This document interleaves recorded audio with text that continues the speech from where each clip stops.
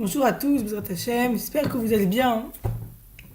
J'espère que vous avez fait une bonne semaine et qu'on va faire un Shabbat Mishpatim magnifique et beaucoup de Simcha, Bezrat Hashem. Vous savez, j'ai écouté un cours de Rav, un Rav que je ne connais pas, que j'ai vu sur YouTube et j'ai dit il faut que je redise son cours parce que tellement c'était magnifique de Rav Eliyahu Wizon.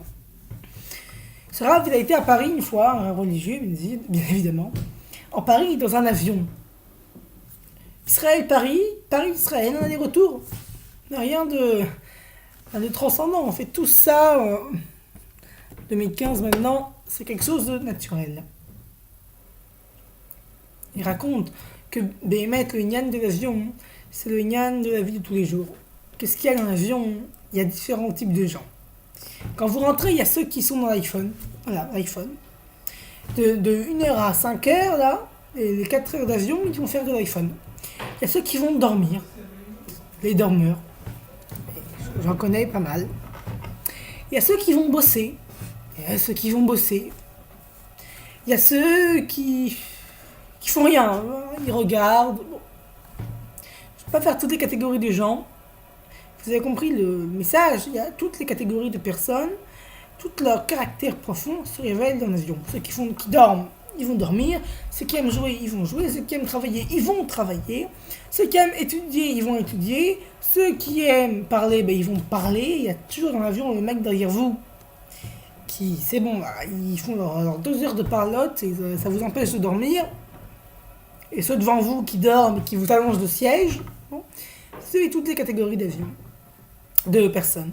Mais il y a une catégorie qui est unique. C'est entre autres, les femmes qui accompagnent le vol, c'est le commandant de bord.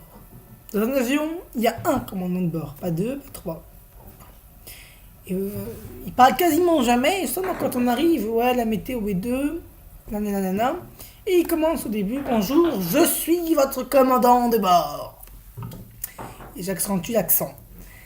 Ça, c'est le lien du commandant de bord. Il faut savoir que nous, l'Am Israël, c'est ça notre message. Nous, on est le commandant de bord. Alors on peut choisir. Soit tu es le commandant de bord, tu es dans l'avion, et donc tu guides l'avion. C'est toi qui amènes l'avion du point A jusqu'au point B en traversant tous les obstacles qui peuvent être la pluie et les nuages de la mer. Ou soit tu décides d'être le monsieur qui est assis dans un fauteuil, dans une rangée, dans une chaise, et qui joue, qui danse, qui dort, qui parle, qui chatte, qui fait toutes sortes de choses.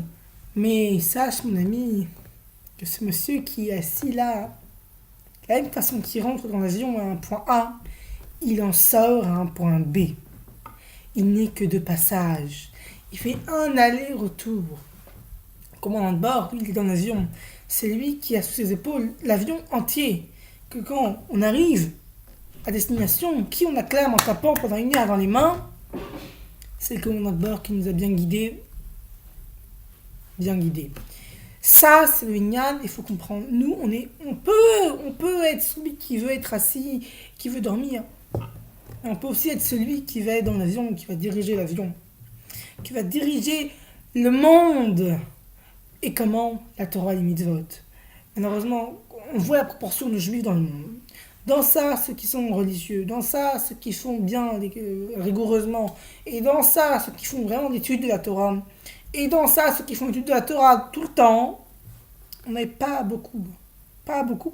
Et même 2-3 colonnes avant, à savoir ceux qui étudient, mais pas forcément tout le temps. C'est pas beaucoup. Il faut savoir que le commandant de bord, c'est ça. C'est nous, c'est l'Am Israël. Ceux qui étudient la Torah, c'est le meilleur pilotage. La Gemara, le Talmud, la Mishnah, les livres de Chassidut. Ça, c'est le pilotage. Et les pilotes, c'est l'Am Israël qui doit conduire. Avec ce pilotage-là. Dans un avion, il n'y a pas 36 000 façons de commander. Tu as les boutons, il faut appuyer au bon bouton au bon moment. Bon, voilà, la Gemara, elle te dit. Et même, je finirai là-dessus, mes amis. Il est à la Zaken, il dit, j'ai observé, ceux qui ont de l'argent, ils ont des problèmes. Ceux qui ont des femmes, alors il y a de la jalousie. Et il continue longtemps. Il énumère. Et puis après, il dit, mais ceux qui ont la Torah, ils ont la sagesse. Ceux qui vont à Yeshiva, ils ont la Chorma. Et il continue. Soyons positionnés en tant que commandant de bord et pas passager, éphémère. Je vous souhaite à tous et à toutes un super méga bon Shabbat Mishpatim.